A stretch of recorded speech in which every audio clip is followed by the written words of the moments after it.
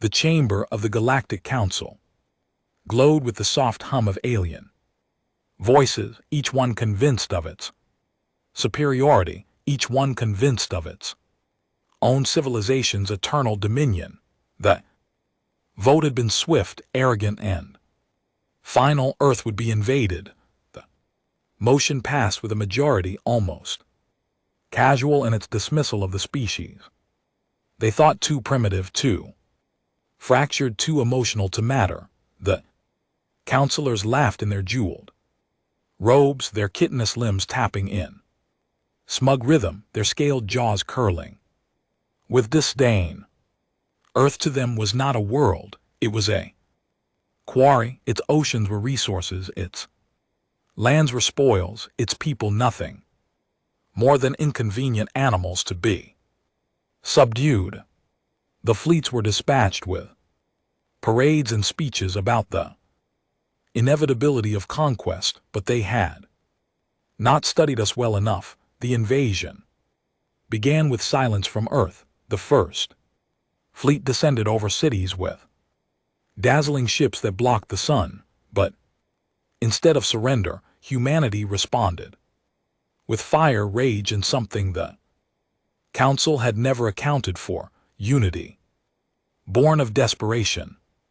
Every war humanity had ever fought, every scar in its history, every betrayal and uprising and revolution had built a reservoir of cunning violence. The aliens saw it as weakness.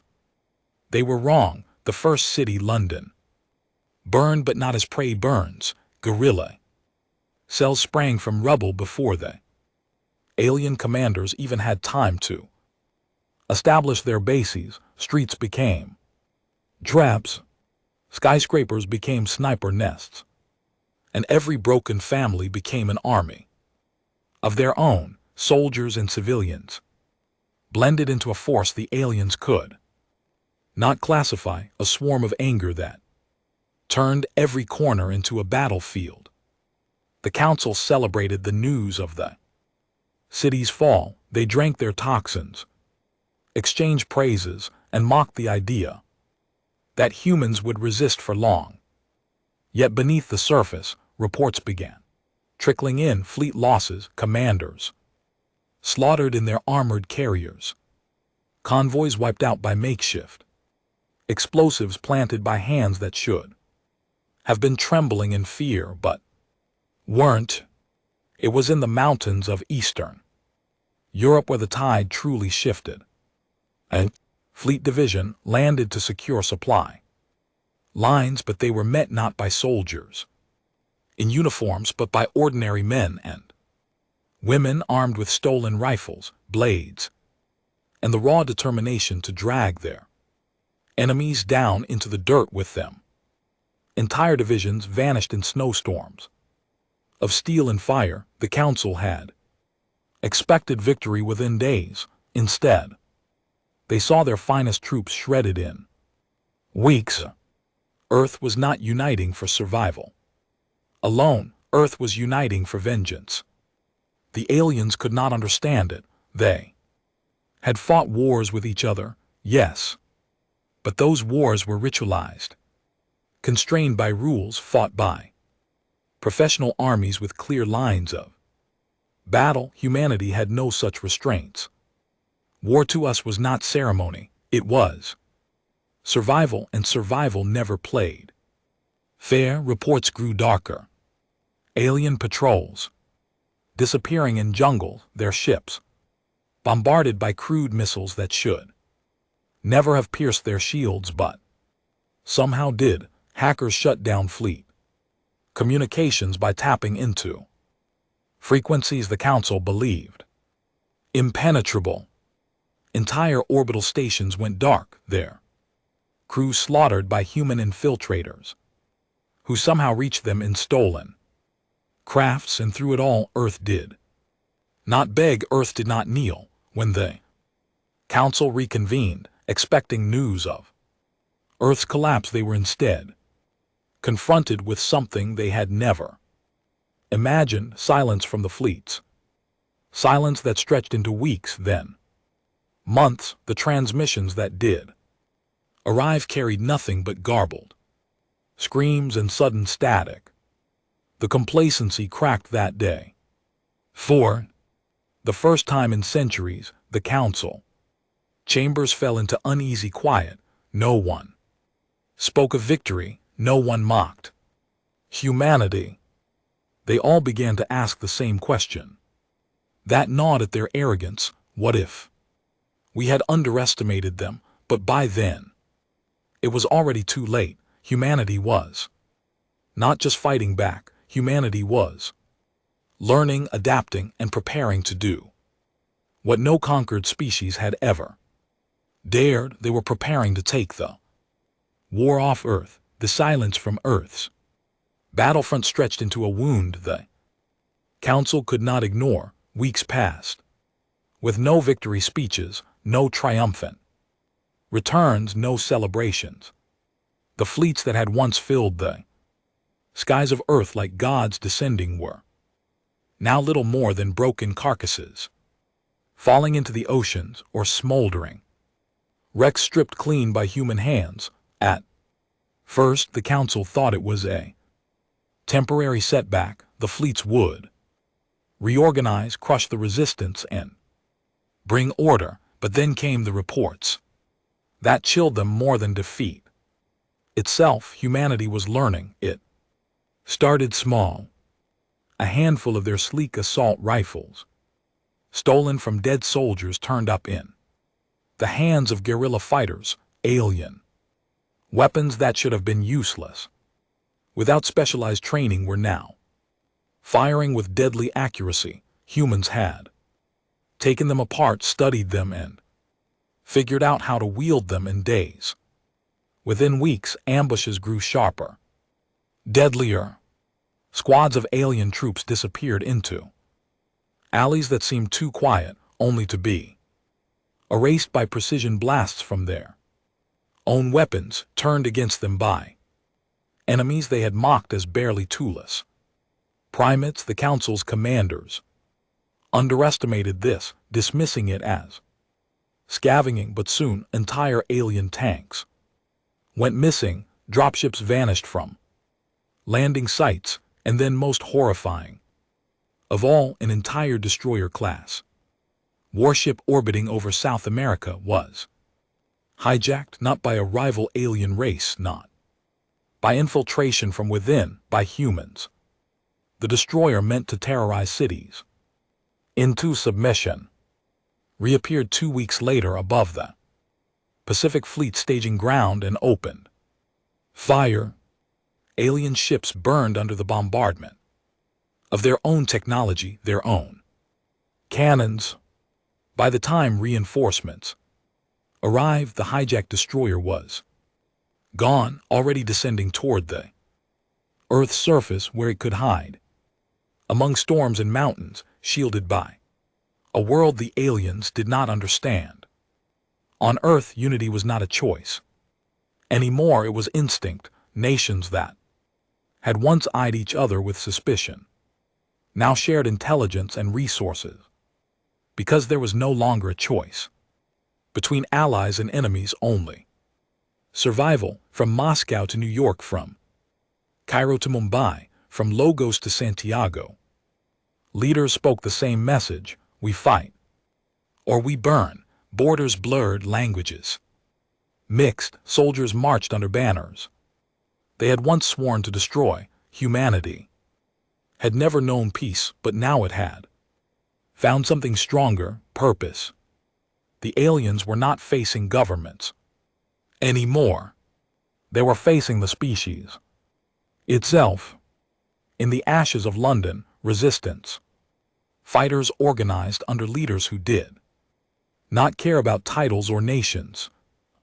Farmer who lost his family became a commander of hundreds, his rage sharper than steel. In the forest of South America, tribes who had lived in isolation for centuries emerged with knowledge of land that turned alien patrols into prey. In the deserts, smugglers and mercenaries banded together, building black markets where Stolen alien tech was stripped, modified, and redistributed to fighters across the globe, but humanity's greatest weapon was not rage, it was memory. Every tactic learned across centuries of war resurfaced, ambushes perfected in the jungles of Vietnam, city fighting refined in Stalingrad, insurgency born in the mountains of Afghanistan, all reborn, all sharpened, all turned against an enemy that could not comprehend why their overwhelming power crumbled against barbarians with crude tools. The council began to panic. In their history, wars had always been predictable. They fought, they negotiated, and they annexed. But this war was different. It was not a war of honor. It was not a war of soldiers facing soldiers. It was survival, and survival is never clean. Council fleets began withdrawing from exposed positions, regrouping in orbit to protect supply lines, but even in space, humanity's defiance reached them.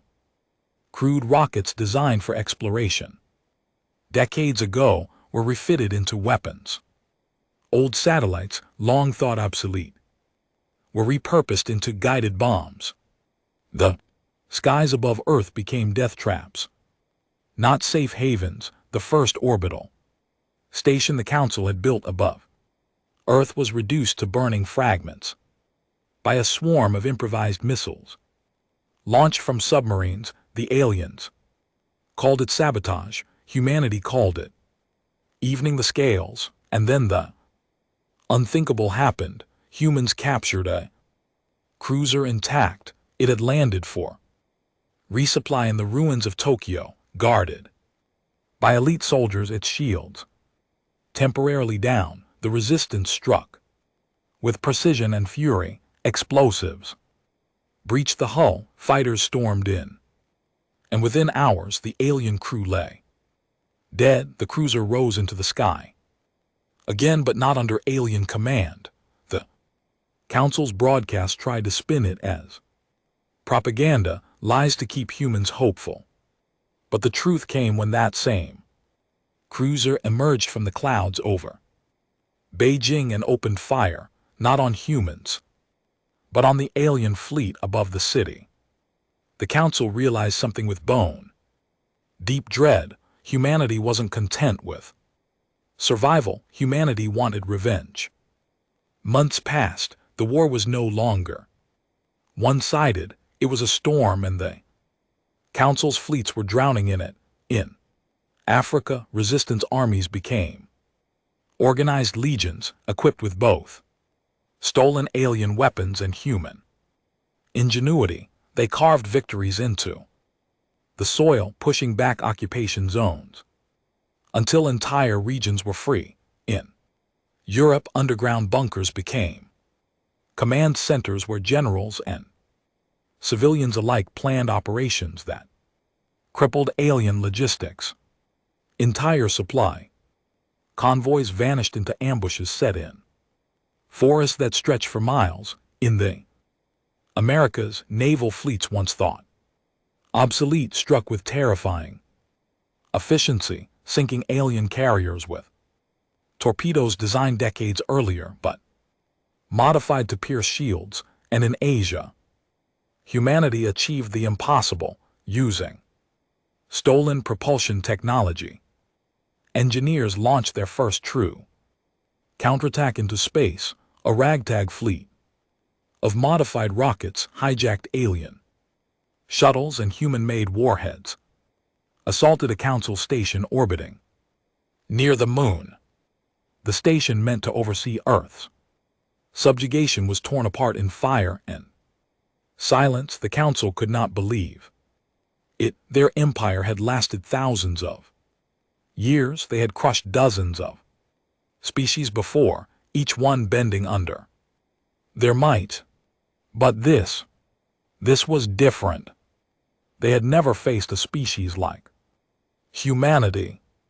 Fear crept into the Council chamber. For the first time in living memory, Arguments turned to shouting, shouting. Turned to accusations, accusations. Turned to fear of betrayal among themselves. Some demanded total extermination of Earth, scorch the planet, glass the surface, erase the species. Others warned that even such destruction would not end it, for humanity had already shown it could reach the stars. The arrogance was gone. The complacency was shattered. But fear only sharpened humanity's resolve. When the first organized human fleet launched from Earth's orbit, its ships were ugly, patched together with human steel and alien cores, crudified by the Council's standards.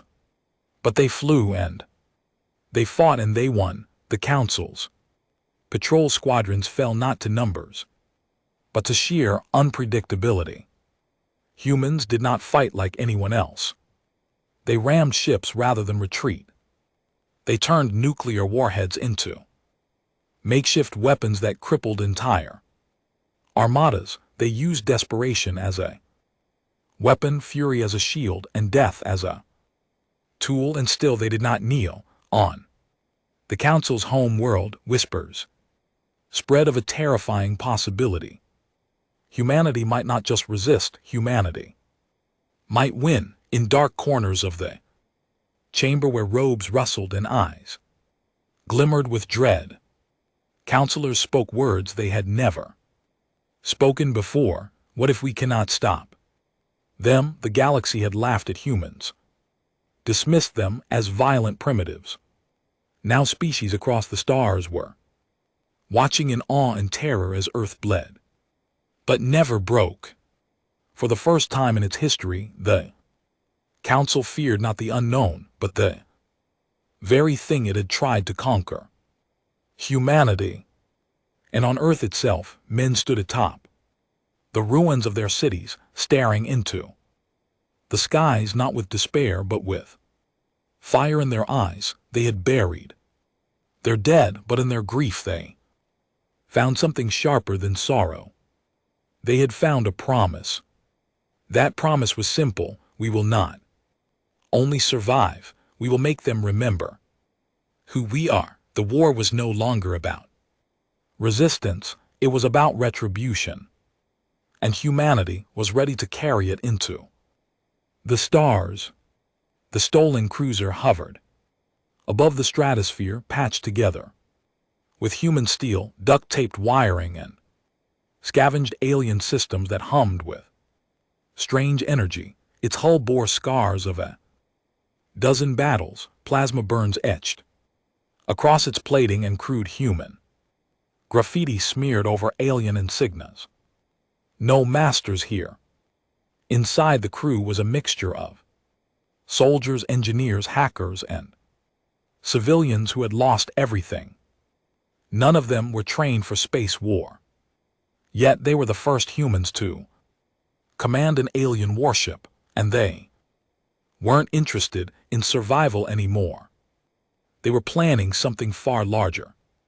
The resistance had proven Earth could not be broken, but Earth itself was still a battlefield. Cities smoldered, families mourned, and fleets still orbited, striking at any weakness to end the war, to tear away the illusion of alien invincibility.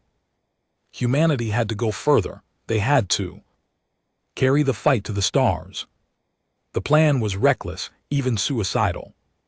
But humanity had always thrived in the impossible.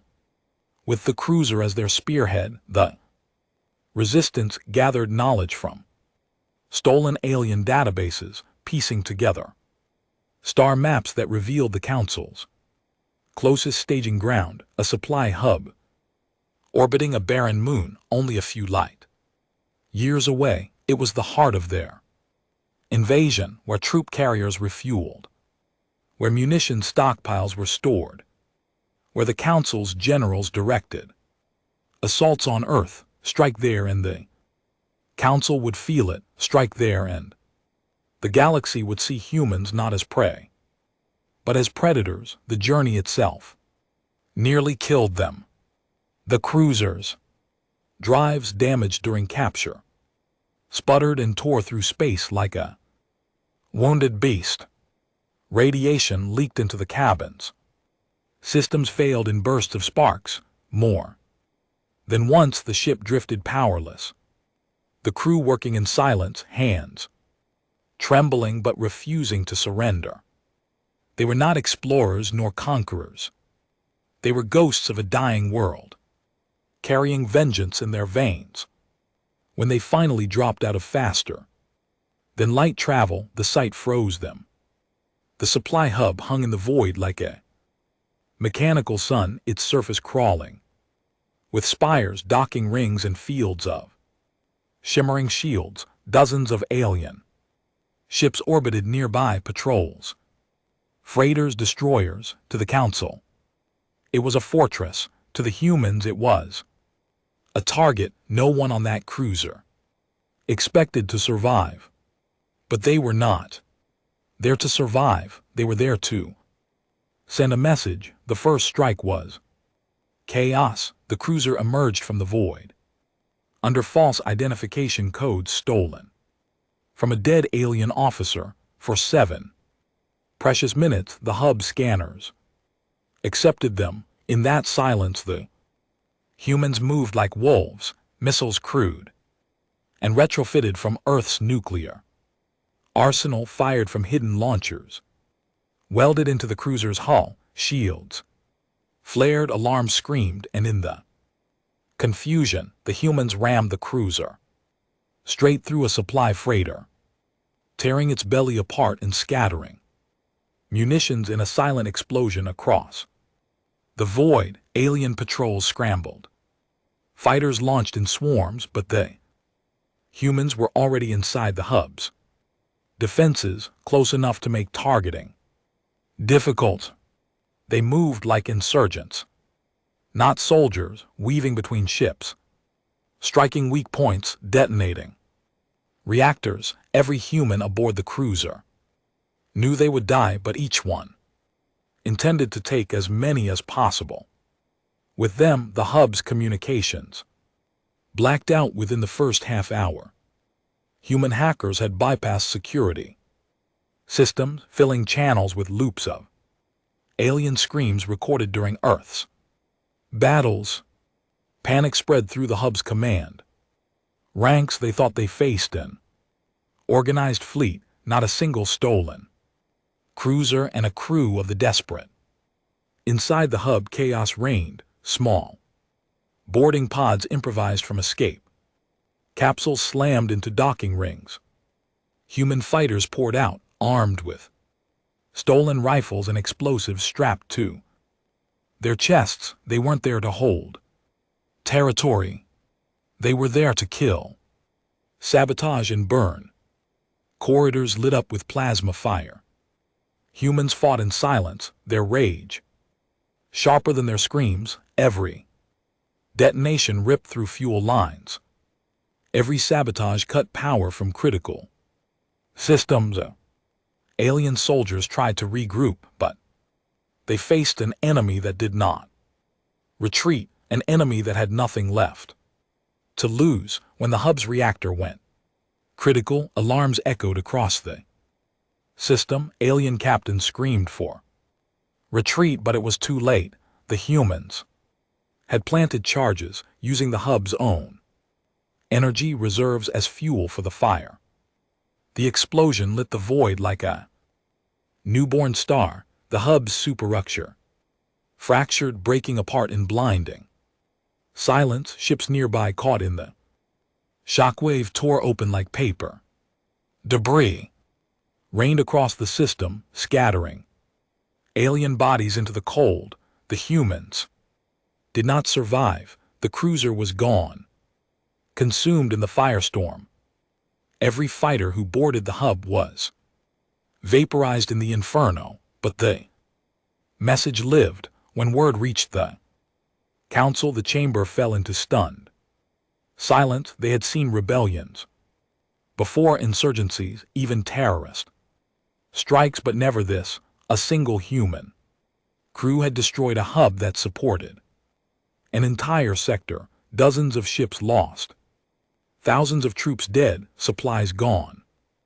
A humiliation that rippled through every corner of their empire. For the first time in centuries, fear spread not just through the council but through the species under its rule. Whispers began in hidden marketplaces, in backwater colonies. If humans can wound the council, maybe the council is not invincible. The complacency was crumbling, not just in their halls but across the galaxy. On Earth, the news arrived through coded transmissions smuggled back by resistance networks. When survivors on the ground heard what the crew had done, silence fell across camps and bunkers. Then came the cheering, then the rage, then the promise. Humanity did not see the strike as the death of heroes.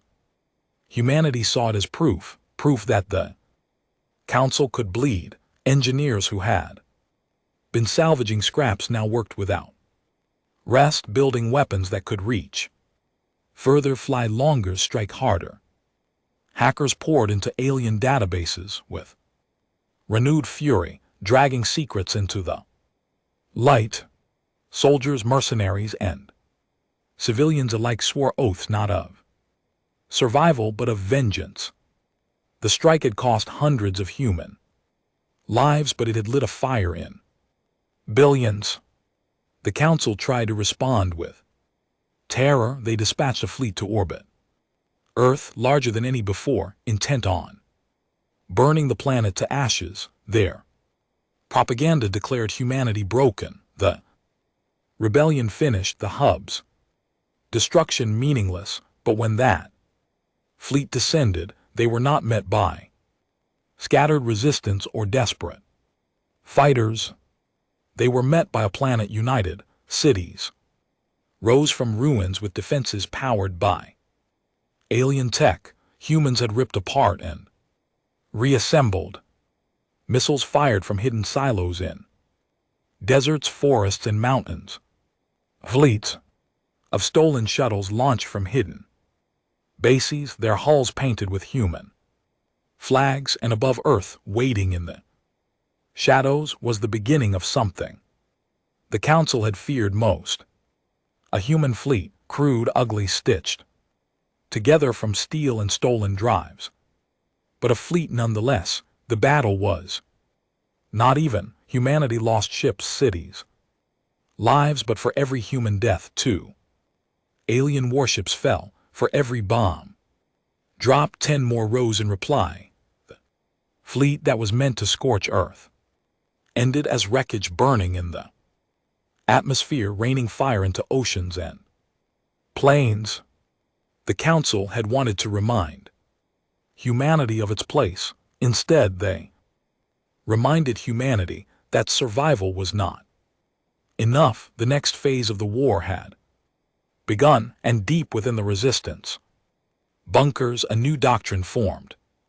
If a single ship could destroy a hub, what could a fleet do to the council itself?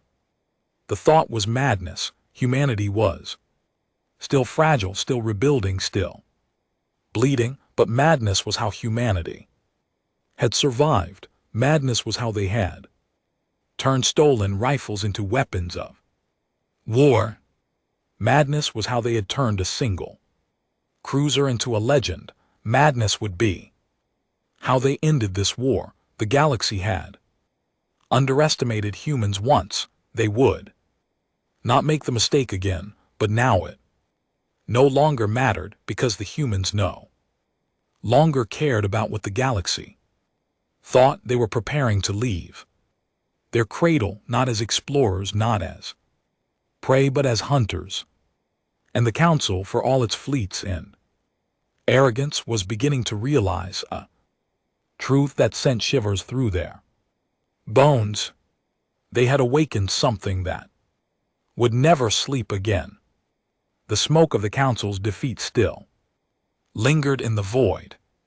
Across the galaxy, the destruction of the supply hub echoed like a crack in a Damn, for centuries the council had been untouchable, a monolith of power that beaked no challenge. Now word spread that a primitive species had not only resisted, but had taken the fight into the stars and burned one of the council's arteries to ash. The council tried to control the story. They called it sabotage, terrorism, a lucky accident, but their empire was too wide, too brittle, and too many eyes had seen the firestorm with their own sensors.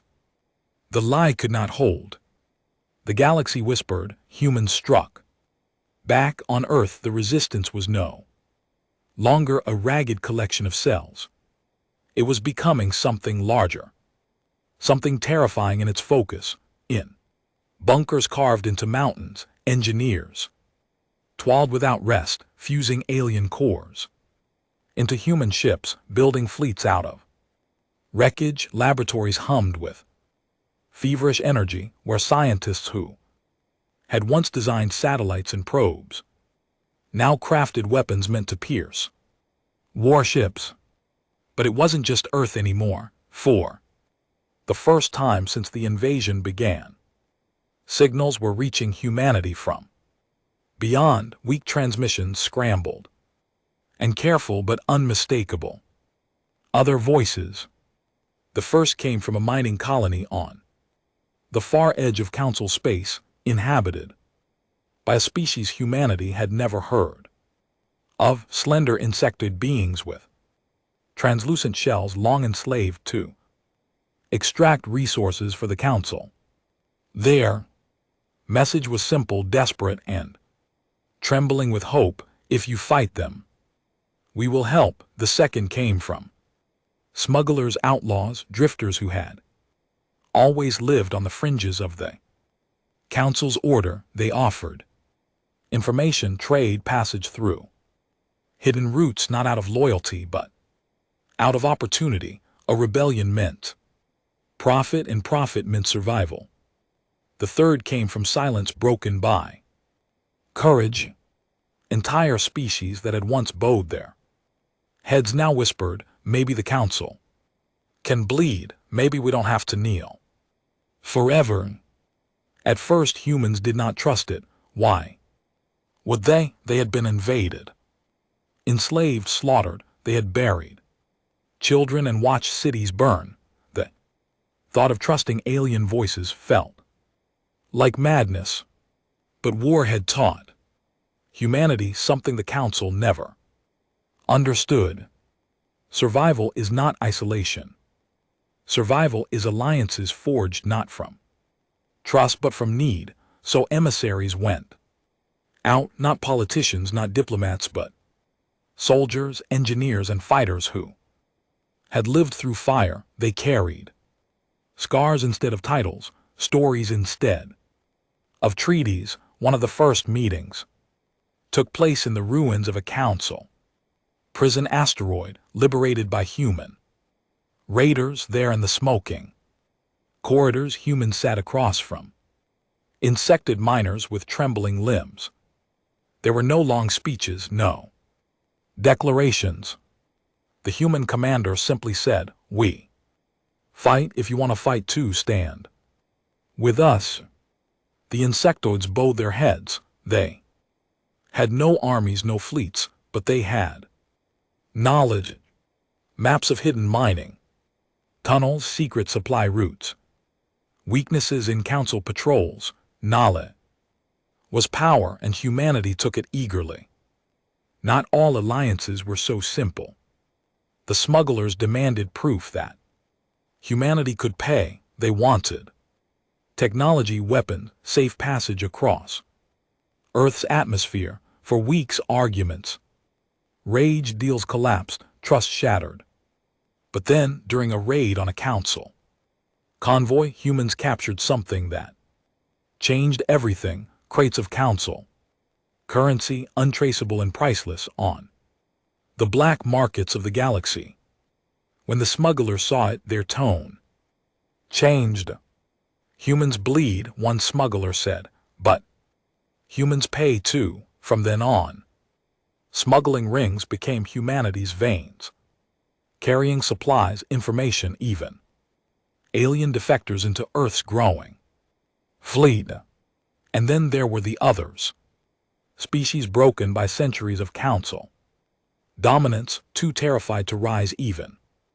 When opportunity knocked, humans did not beg them, humans did not plead. Instead, they showed them the fire, recordings of the hub's destruction, images of alien warships burning in Earth's skies, stories of men and women who had died, with bombs strapped to their chests, tearing down invaders with their own hands. Look, the humans said, they can be killed, they can be broken, if we can do it, so can you. Some still refused, too bound by fear. But others, oh, others felt something they had buried for centuries, rage. Meanwhile, the council tried to regain control. Fleets doubled their patrols, governors tightened their fists, propaganda screamed across the stars. But every act of repression only fueled the whispers. If they are so strong, why are they afraid? And the council was afraid.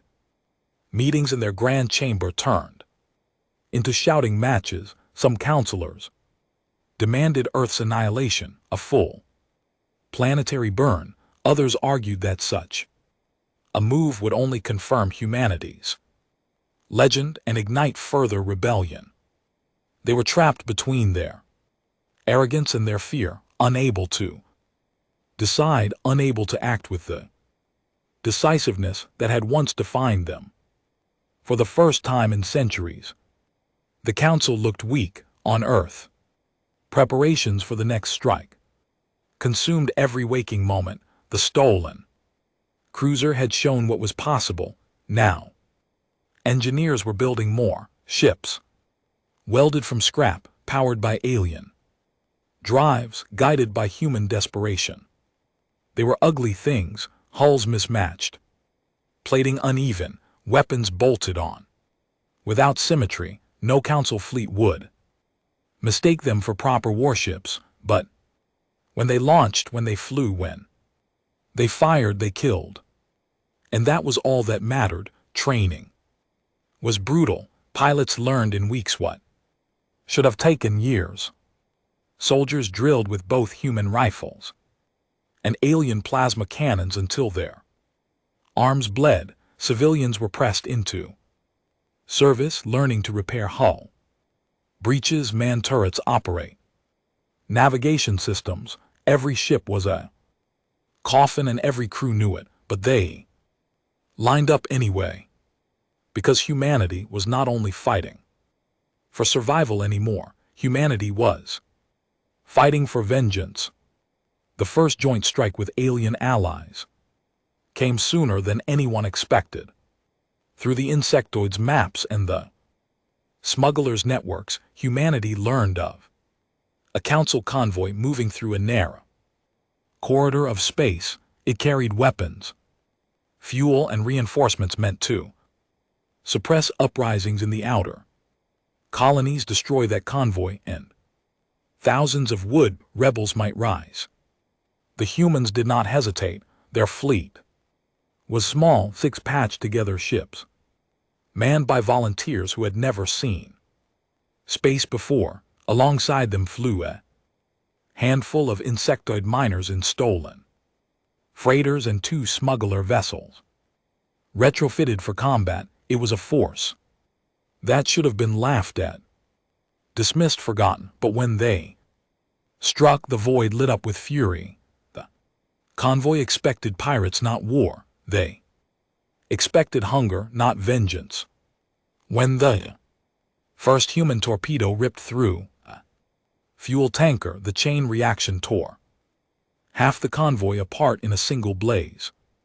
Alien patrol ships scrambled, but they were met by a swarm of fighters diving with suicidal precision. The smugglers, driven by profit, fought with merciless efficiency. The insectoids, driven by centuries of slavery, fought with trembling but unstoppable rage, and the humans, driven by grief and fury, fought.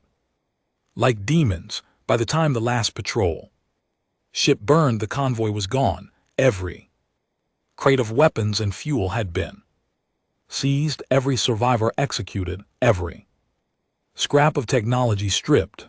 The Council had lost another artery, and across the stars more whispers rose. But alliances were fragile. The smugglers grew greedy, demanding greater shares. The insectoids feared reprisal and considered retreat. Even among humanity, voices rose in conflict. Leaders arguing over strategy, factions dividing over how far to push the war. In the end, unity did not come from trust, unity came from necessity. Because the Council's response was swift, a fleet of warships larger than anything yet seen was dispatched to hunt down the human infestation. It was no longer just about Earth, it was about sending a message to every corner of the galaxy: rebellion will be crushed. The hunters had come, and humanity, with its fragile fleet and newborn alliances, would have to decide: fight and burn or kneel and die. The Council thought the threat would break them, but it had the opposite effect. When word reached Earth, the bunkers fell silent. Then one by one men and women stood. Farmers, soldiers, engineers, smugglers, miners, outlaws, they all stood, not because they thought they would win, not because they believed survival was certain. They stood because they knew what surrender meant. Surrender meant chains. Surrender meant their children ground into dust. Surrender meant the end of everything humanity had ever been. Better to burn the stars themselves than to kneel.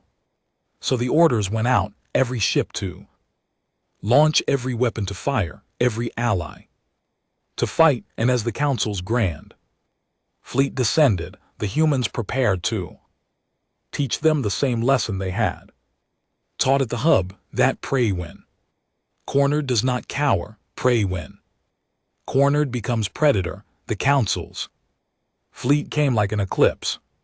From Earth's night skies they appeared, first as streaks of burning light, tearing across the heavens like falling stars. Then the ships emerged, hundreds of them, dark and gleaming, blotting out constellations.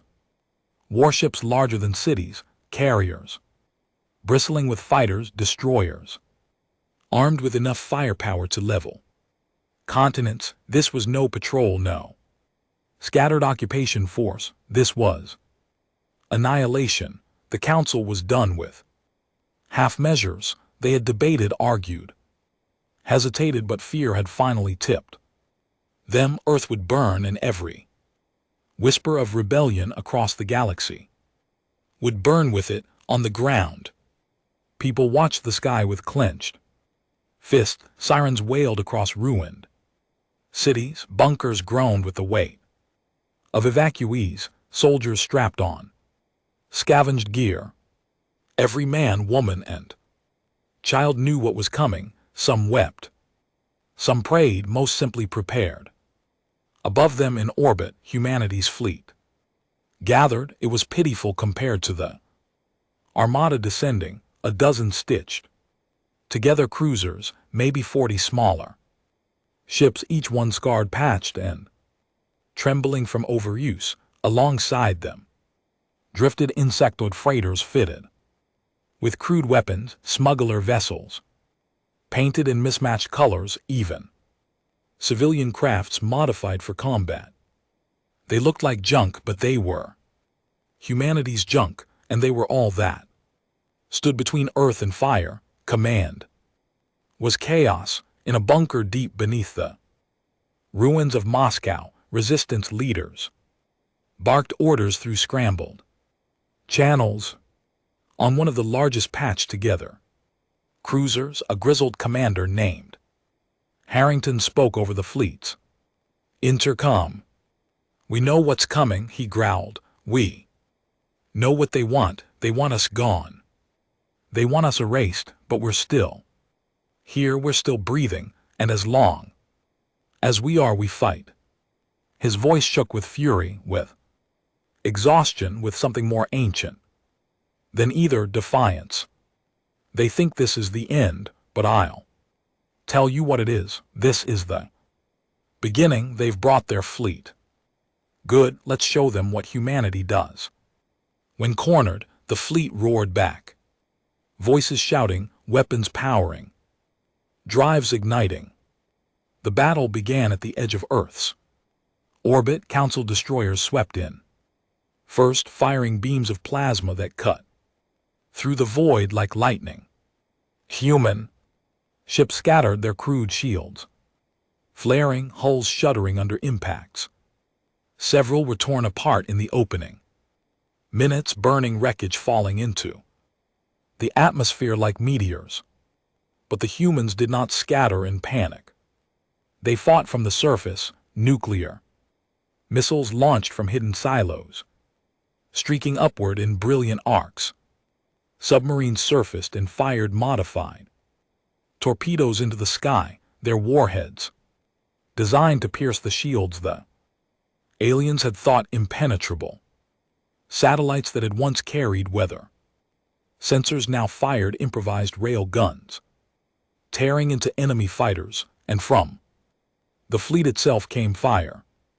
Human ships moved not with discipline, but with madness. They dove headlong into enemy formations, ramming, detonating, clawing at weak points with weapons that should never have worked. But did. A council carrier exploded when a human freighter, loaded with explosives, rammed into its hangar bay and ignited.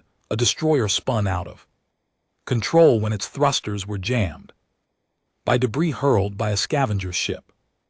Every loss the humans suffered was answered with fury tenfold. On the ground, the battle was no less fierce. Dropships pierced the atmosphere, unloading council troops into ruined cities. Streets became killing fields. Civilians fought alongside soldiers, throwing Molotov cocktails into armored convoys, dragging invaders into alleyways where knives and fire waited. Every building became a fortress, every sewer a tunnel for ambush, every child an extra pair of hands carrying ammunition.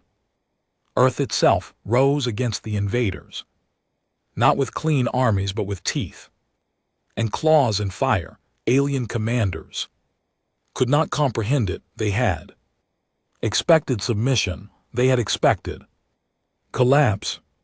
Instead, they found a species that fought like rabid animals, every loss only making them more dangerous. Battle raged for days. By the third day, Earth's orbit was a graveyard.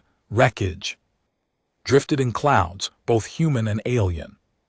Ships torn apart, their fragments scattering across the void. Flames licked through the skies, turning night into false dawn. But something extraordinary was happening. The Council's fleet, vast and terrible, wasn't breaking humanity.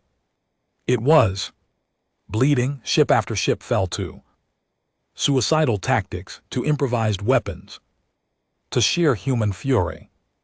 Losses mounted higher than the Council had ever imagined possible against such a primitive world. And then came the turning point. A group of insect freighters, once slaves, had been tasked with carrying supplies for the human fleet. When the battle reached its bloodiest point, they turned not away, but toward the Council. They rammed straight into the enemy lines, detonating their fuel reserves, tearing open the flanks of a formation of destroyers. It was the first true allied sacrifice, and it shattered the Council's formation long enough for humanity to strike. The human flagship, cobbled together from 3 wrecked Cruisers dove into the gap, its weapons fired wildly, its hull peeling apart. But its final volley ripped straight into the Council's command ship. The detonation lit the void like a second sun. The Council's admiral was gone. Their chain of command collapsed, and humanity howled. The Council fleet did not retreat, not yet. They fought on, driven by fear of the Council's wrath. Should they fail, but without coordination, their advantage crumbled. Human ships, fighters, even ground troops seized the moment. Guerrilla units struck at alien ground forces with renewed fury, driving them back toward their drop ships. Orbital platforms, powered by stolen cores, fired until they burned out. Every human alive gave everything, pouring rage and grief into battle. By the seventh day, the Council could no longer deny it. They had not broken humanity, they had been broken. Against humanity, the order was given. Retreat, the sight of it was seared into memory forever. Council ships, once so arrogant, fled Earth's orbit, trailing fire and wreckage. Fighters abandoned their carriers, drifting helplessly. Destroyers burned, their screams echoing across broken channels. The great fleet that was meant to erase humanity limped away, shattered and humiliated. On Earth, people staggered from bunkers, from ruins, from the rubble of cities. They were broken, starving, scarred, but they were alive, and above them the skies were clear. For the first time since the war began, Earth was free. The cost was unimaginable. Entire cities were gone, millions were dead, the oceans were poisoned with wreckage, the skies scarred with fire. Humanity had bled deeper than ever before, but they had survived the impossible, and more than that, they had won. Across the galaxy, the effect was instant. Every oppressed species, every colony that had bowed under Council rule, every smuggler and outlaw heard the news. The Council had unleashed its full fury on humanity and failed. Rebellions ignited like wildfire. Slave species rose with stolen weapons. Outlaw fleets struck Council convoys. Even within the Council itself, whispers of doubt spread. The Council's complacency was not just cracked, now it was broken. In the aftermath, Earth's leaders gathered in underground chambers. Soldiers leaned on crutches, engineers coughed through smoke, civilians carried the weight of loss, but they all knew the same truth: survival was no longer enough. Humanity had proven it could not be erased. Now it had to decide what came next. Some argued for defense. Rebuild Earth, protect what remained. Wait for the Council to collapse under its own weight. Others argued for offense, take the war to them, strike before they could regroup, tear down the Council itself. The debate was fierce, but in the end, the decision was simple: humanity could never be safe while the Council lived. And so the order was given. The war would not stop at Earth's skies. The war would carry to the Council's throne. The ruins of Earth still smoked. Cities lay in ashes. Oceans choked with the wreckage of fleets. The air thick with the ghosts of the millions who had fallen. Yet in the silence that followed the Council's retreat, a new sound began to rise. The sound of hammers, the hum of engines, the roar of construction. Humanity had no choice but to rebuild.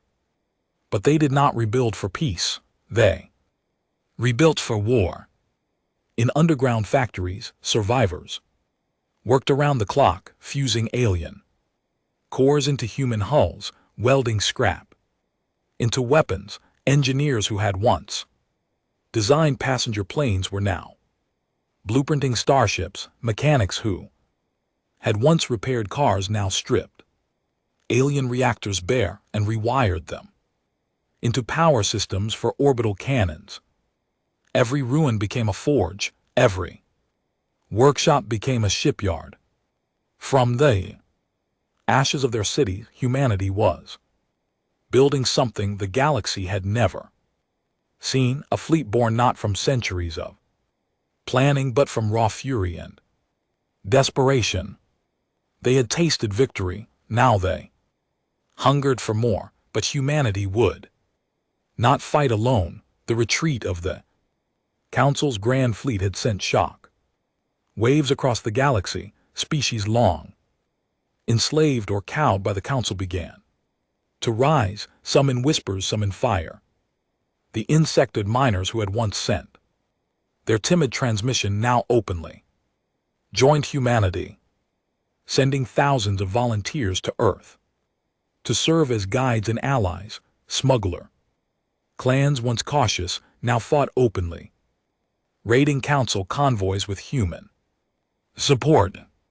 Even more astonishing, entire colonies of oppressed species declared open rebellion, their leaders sending desperate calls for aid to Earth. They saw in humans something terrifying and beautiful, proof that the Council could be beaten. Humanity became more than a rebellion. Humanity became a symbol of course. Not all were eager. Some species feared that humanity would simply replace the Council with another empire.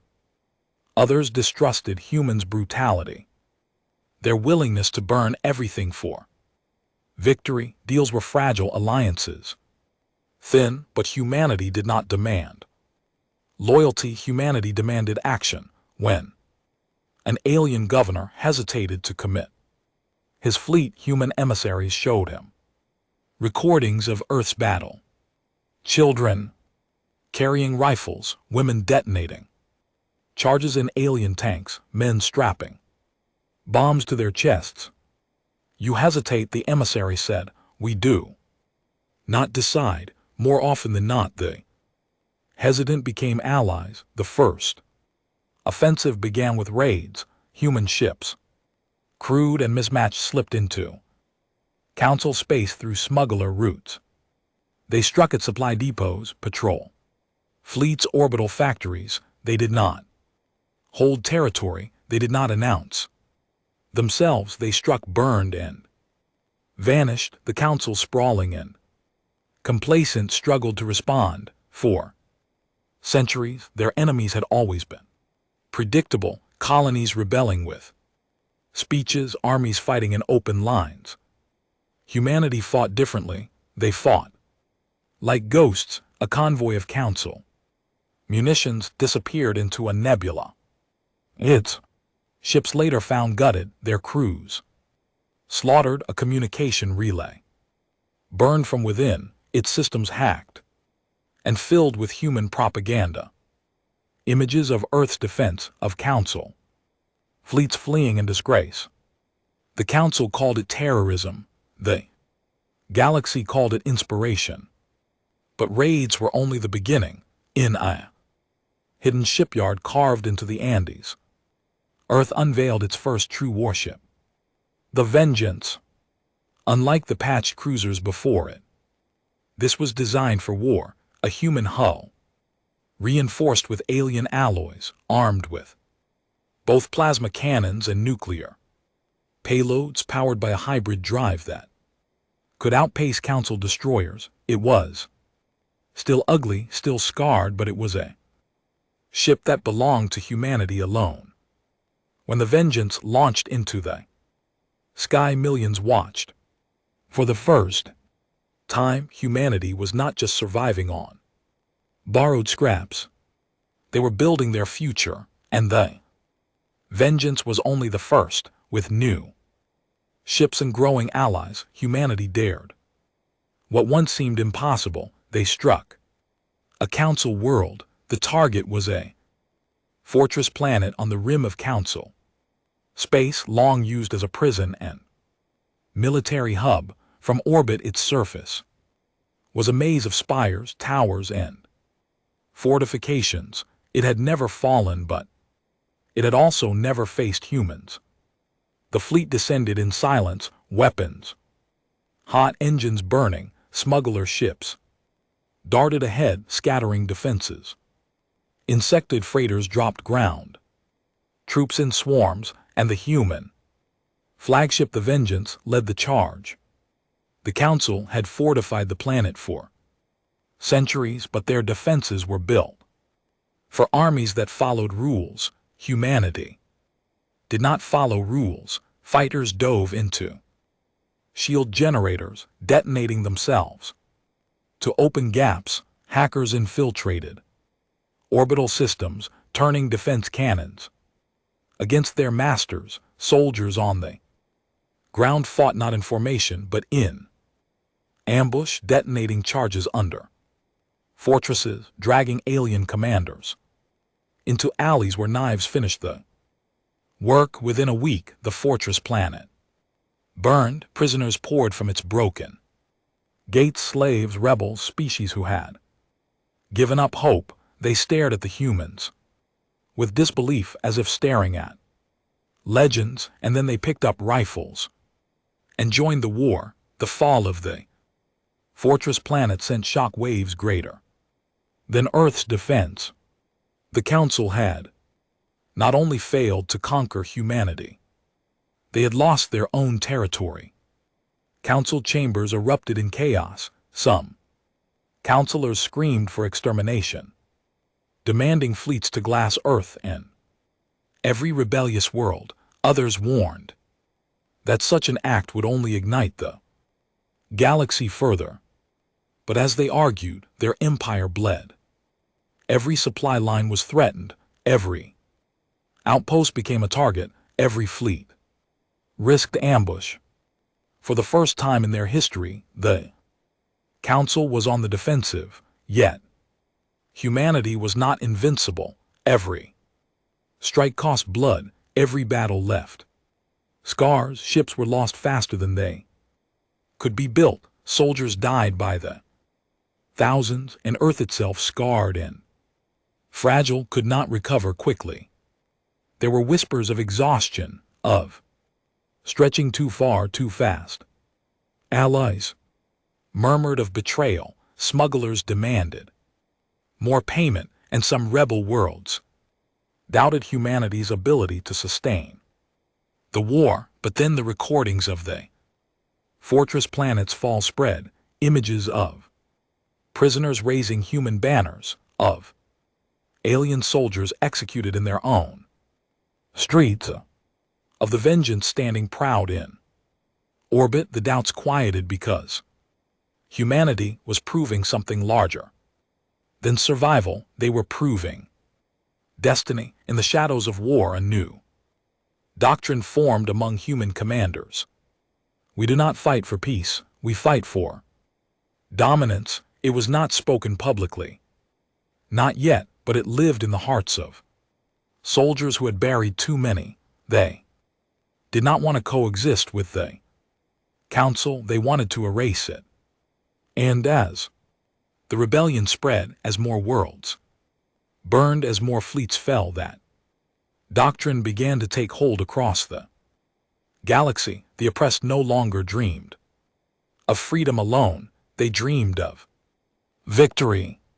The Council, desperate, launched counter strikes. They sent fleets to retake the fortress planet, to cut off supply lines, to corner the humans. But every move stretched them thinner. In one system, a Council fleet of 20 ships was ambushed by 5 human warships and a swarm of rebel fighters. It should have been no contest, yet when the smoke cleared, 12 Council ships were gone, and the rest fled. In another system, human hackers infiltrated an entire shipyard's systems, overloading reactors until the station erupted in a fireball, visible across the sector.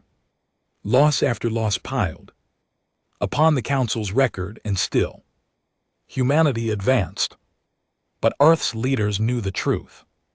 Victory was not yet certain. The Council still commanded fleets larger than humanity's entire population. They still held worlds by the thousands. Their empire, though wounded, was vast, and, worst of all, they had not yet unleashed their true weapons.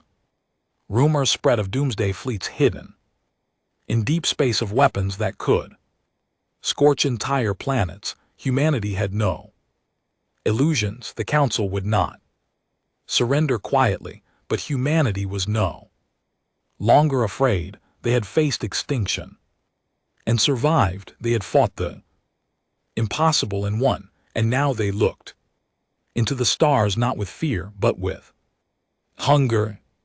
As the Vengeance and its fleet sailed deeper into Council space, Harrington addressed his crew. His voice was his body scarred, but his eyes burned. They thought Earth was weak, he said. They thought we would break. They were wrong.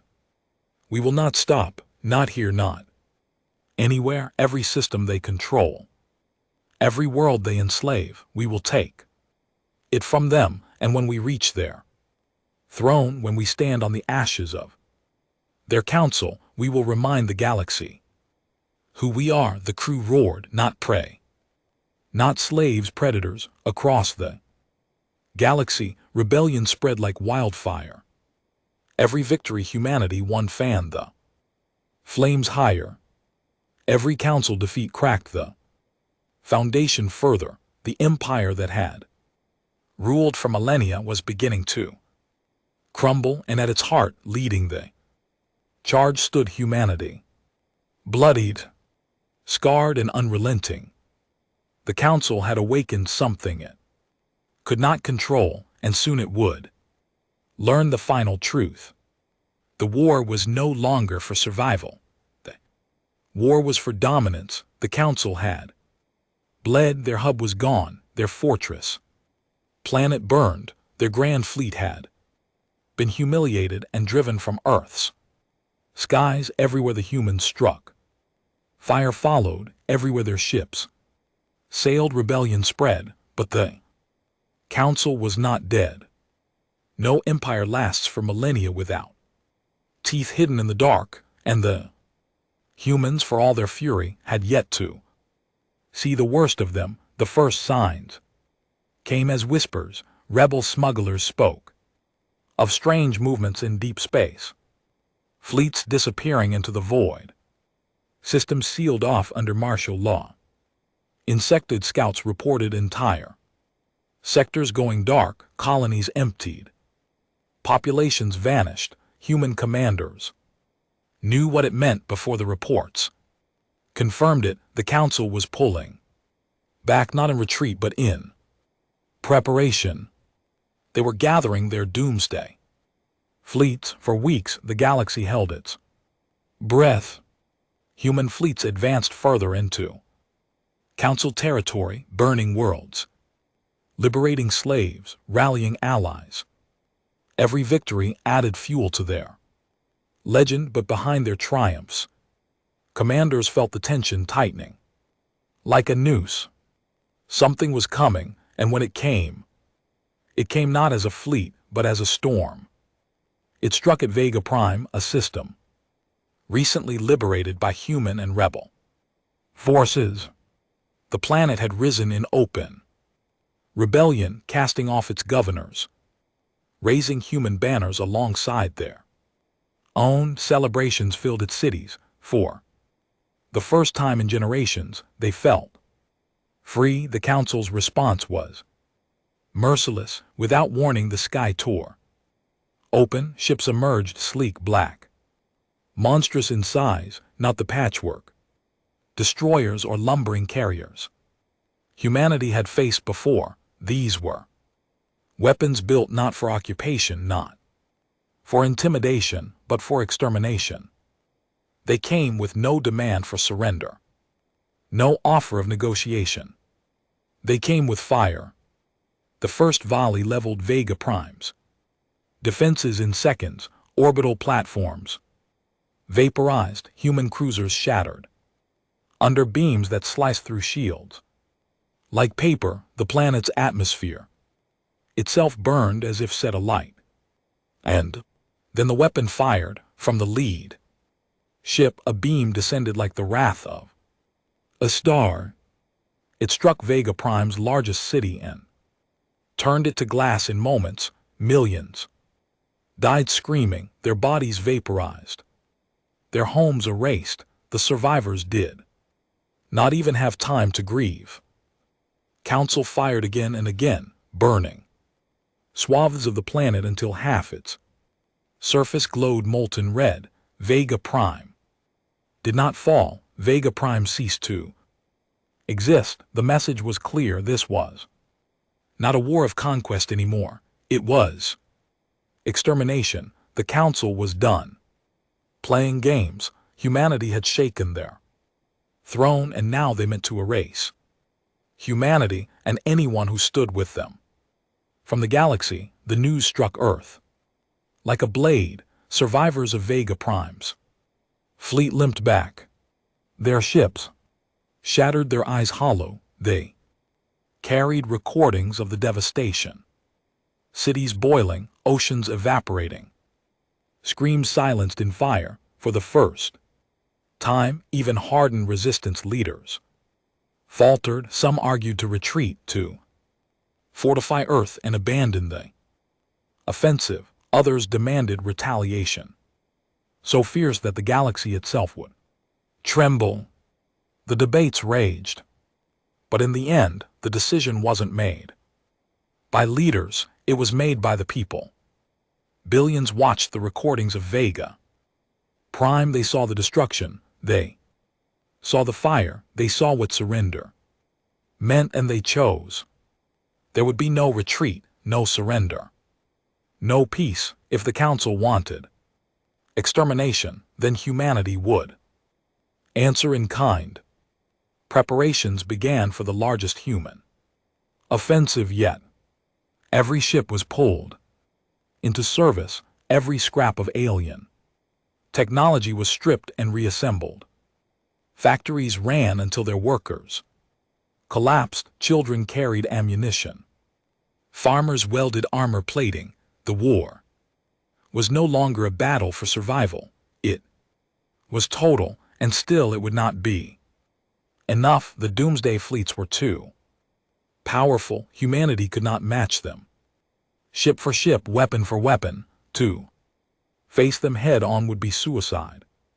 So the humans did what they had always done. They turned desperation into strategy. The plan was brutal in its simplicity. Bleed the doomsday fleets dry. They could not be destroyed in open combat, but they could be harassed, ambushed, starved. Their supply lines could be cut, their escorts dismantled, their commanders assassinated. Every time they fired their planet-killing weapons, humans would make sure they paid a price in ships, in soldiers' blood. The war became a shadow hunt. Human fleets no longer sought decisive battles. They struck at the edges, nipping at the Council like wolves around a wounded beast. Convoys vanished into asteroid belts. Command ships exploded from within, sabotaged by infiltrators. Entire fleets found themselves lost in nebulae where human ambushers waited with nuclear traps. The doomsday fleets were terrifying, but they were not invincible. And every time they fired, humanity made them regret it. Still, the cost was staggering. World after world burned. Millions more died. Humanity's allies faltered under the sheer scale of destruction. Some rebel species begged for mercy, trying to surrender back to the Council's rule. Others fought with renewed fury, choosing to die on their feet rather than live in chains. And humanity bled more than all of them. Ships were lost faster than they could be built. Soldiers were buried in mass graves. Cities were reduced to ash. Yet still the humans fought because they had seen what the Council offered glass and fire and death. Fighting was better than death. Kneeling, the turning point came at Epsilon Eridani, a human fleet of only 7 ships lured a Council doomsday detachment of 20 into a gas giant's orbit. They fought not to win but to buy time. Every volley tore human ships apart, every blast silenced hundreds. But the trap was already set. Hidden in the gas giant storms, human engineers had planted nuclear warheads scavenged from Earth's deepest arsenals, tethered to improvised drones. As the battle raged, the humans triggered them all at once. The gas giant ignited. The explosion ripped through the void like a supernova. Council ships were torn apart, their shields overloaded, their weapons silenced. Half the Doomsday fleet was gone in minutes. The human fleet perished with them, every ship annihilated, every soldier vaporized. But the message was clear: even gods could be dragged into the fire. Across the galaxy, rebellion surged again. If humans could burn half a Doomsday fleet at the cost of 7 ships, then maybe the Council was not as invincible as it claimed. Slave uprisings multiplied. Outlaws struck convoys with reckless fury. The Council still held power, but for the first time they felt something worse than defeat. They felt hunted on Earth. Harrington, now scarred, his hair white, his body failing, stood before the fleet. His voice was weak, but his words cut through the air like steel. "They think their fleets can scare us," he rasped. "They think their fire can break us, but we are still here. We are still fighting, and every time they burn one of our worlds, we will burn 10 of theirs. Every time they kill one of ours, we will kill 100 of theirs. They wanted extermination. We'll give them extinction." The soldiers roared back, not because they thought they would live, but because they had already chosen how to die. The war was no longer about Earth. It was about the galaxy itself. The Council had unleashed its doomsday fleets, and humanity had answered with fire and fury. Every battle now was a holocaust, every victory soaked in oceans of blood. But humanity did not falter, because for the first time in history, they were not just fighting for survival, they were fighting for dominance, and they would not stop until the Council's throne lay in ruins. The galaxy was on fire. Council fleets limped through broken systems, scarred and hunted. Their doomsday weapons had shattered worlds, but every shot drained them further. Every atrocity birthed a thousand new enemies. Humanity had not just resisted, they had spread rebellion like plague. Entire sectors now burned with uprisings.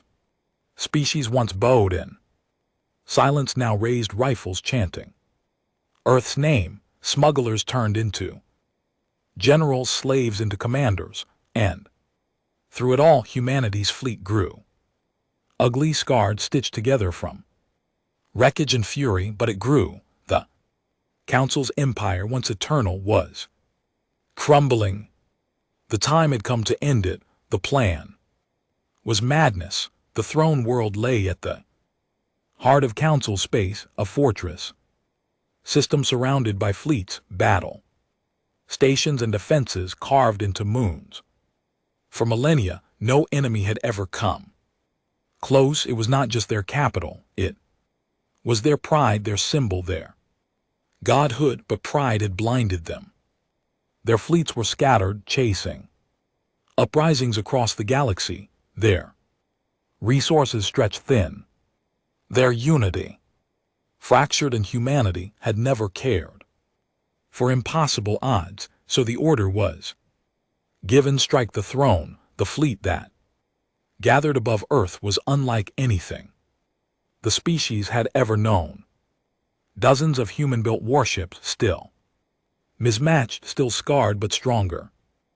Now armed with weapons designed by desperate genius, beside them flew insectoid freighters refitted into carriers, smuggler cruisers bristling with stolen cannons, rebel vessels painted in the colors of 100 worlds. They were not uniform, they were not orderly, but they were a fleet. At its head sailed the Vengeance, still battered but unbroken, its hull engraved with the names of every ship and soldier who had fallen when it rose into the void. Billions on Earth cheered, not in hope of survival, but in hunger for retribution. The journey to the throne world was a gauntlet. Council scouts harried them. Patrol fleets ambushed them. Saboteurs slipped aboard their ships. Every system burned with resistance, but humanity had learned. Every ambush was answered with fury. Every scout was hunted and silenced. Every patrol was turned into wreckage. The fleet bled, but it did not stop, and as it advanced it grew. More rebels joined at every system. Outlaw clans swore allegiance, even some council defectors, sickened by Vega Prime's extermination, turned their ships against their masters. By the time the fleet reached the throne system, it was no longer just human. It was a coalition of the broken, the enslaved, the enraged, and they were ready to kill gods. The throne world filled their view screens, a planet of impossible beauty, towers of crystal, oceans of fire, skies filled with glittering rings of defense stations. Around it circled fleets larger than anything humanity had ever faced. The council had gathered everything, every warship, every weapon, every last ounce of power they thought it would be enough. They were wrong. The battle began with silence. For a heartbeat, both sides stared across the void, fleets glittering like stars. Then the first volley fired. The sky ignited. Missiles streaked, beams cut through space. Ships detonated in blossoms of fire. Human and rebel fleets charged headlong into the storm, shield screaming, hulls tearing apart, but they did not falter.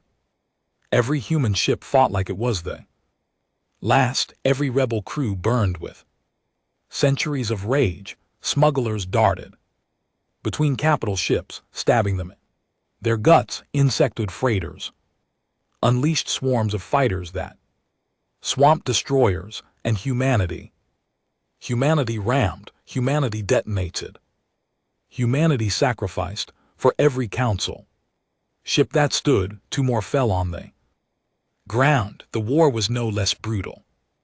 Dropships pierced the throne world sky, discording soldiers into its crystal cities. Humans stormed palaces with plasma rifles and knives. Rebels dragged governors from their towers and executed them in the streets. The council had thought themselves untouchable. Now their halls echoed with screams, but the throne was not undefended. From its core, the council unleashed its final weapon, the eternal flame, a weapon older than their empire, hidden for millennia, a beam of pure energy drawn from the planet's molten heart, capable of tearing fleets apart in a single strike. When it fired, half the rebel armada vanished in a blaze. Entire species died in moments. For a breath, it seemed over, but humanity did not retreat. Harrington, old and broken, stood on the bridge of the Vengeance.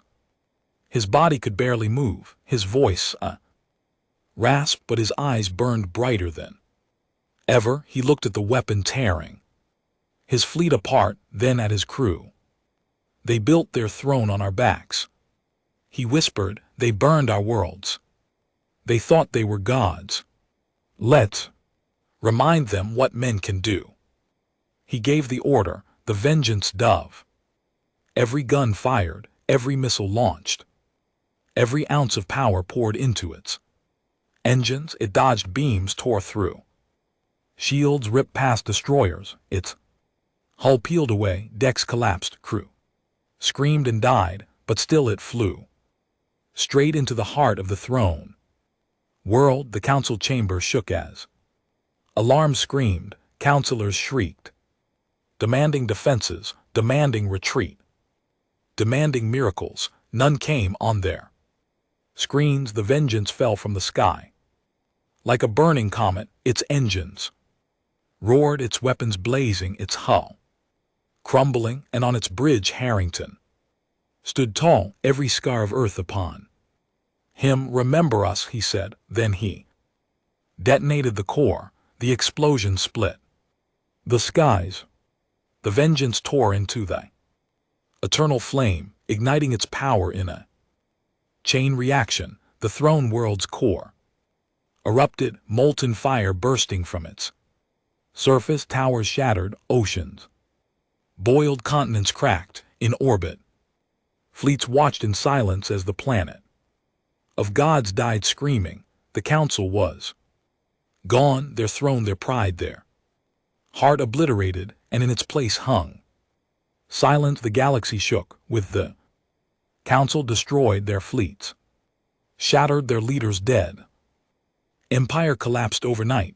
Worlds declared independence. Slaves rose in chains. Outlaws became rulers. Rebels became nations. At the center of it all stood humanity, not untouched, not unbroken. They had lost billions. They had bled more than any species. Earth was scarred, its cities ashes, its oceans poisoned. But humanity had survived, and more than that, they had won. In the years that followed, the galaxy changed. Some feared humanity, whispering that they had replaced one empire with another. Others worshipped them, raising statues, chanting their name. Most simply watched, waiting to see what humans would do with their victory. But on Earth, among the ruins, survivors built monuments, not to conquest but to memory, to the dead who had carried bombs into tanks, to the pilots who had rammed ships twice their size, to the old commander who had driven the vengeance into the heart of gods. The monuments bore no speeches, only one sentence carved in stone: we were prey. We chose to be predators.